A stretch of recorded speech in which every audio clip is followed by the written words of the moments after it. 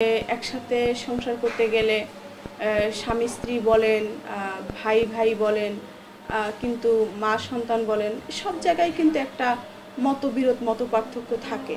নিশ্চয়ই আমারও internal conflict ছিল। তো সেই বিষয়টি নিয়ে আমি আর কথা বলতে চাচ্ছি না। আমি তো আমার সিদ্ধান্ত নিয়ে ফেলেছি। তো সেক্ষেত্রে আমি নতুনভাবে নিজেকে এবং দলকে নতুন বাংলাদেশ বিনির্মাণের লক্ষ্যে কাজ করতে যাচ্ছি। আসছে ফাগুন, আগের থেকে কাজ করার স্পিড হবে দ্বিগুণ।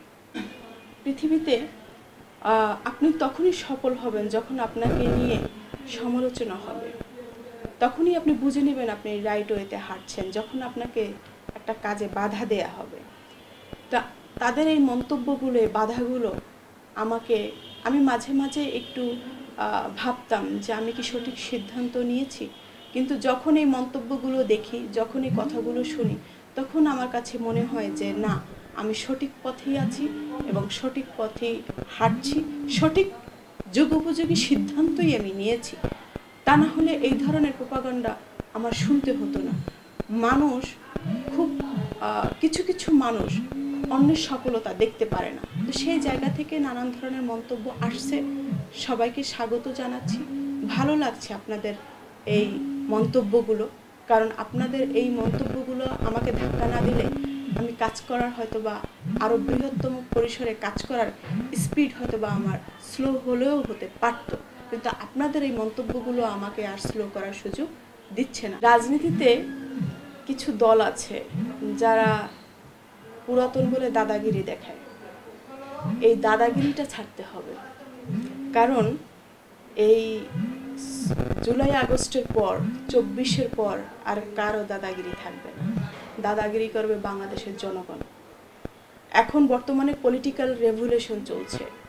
আগে একটা সময় রাজনৈতিক দলের এই যে তাদের কুকর্মগুলো, এগুলো দেখে সাধারণ মানুষ বলতো আই হেট পলিটিক্স, কিন্তু এখন কি বলছে, আই লাভ পলিটিক্স।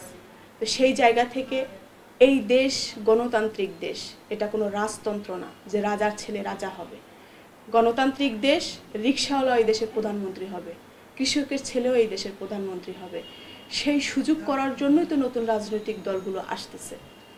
তারা শুধু নিজেরাই এসি রুমে বসে দেশে সর্বস্ব ভোগ করবেন আর রাজনৈতিক অঙ্গনে দাদাগিরি করবেন, এটি আর চলবে না। আগের দিন বাগে খেয়েছে। অতএব 24-এর পর নতুন করে তরুণদের হাত ধরে যে নতুন রাজনৈতিক দলগুলো আসছে এবং যারা নতুন নতুন ইনোভেটিভ কিছু চিন্তাভাবনা থেকে যে নতুন রাজনৈতিক দল তৈরি হচ্ছে, সকলকে স্বাগত। এবং কোনো রাজনৈতিক দল আমার দলের প্রতিপক্ষ নয়, বরং আমার প্রতিপক্ষ হচ্ছে দুর্নীতি সিস্টেম। অতএব আমার লড়াইটা থাকবে আমার দুর্নীতির বিরুদ্ধে, সিস্টেমের বিরুদ্ধে। কোনো রাজনৈতিক দল আমার এনিমি নয়, কোনো ব্যক্তিও আমার এনিমি নয়।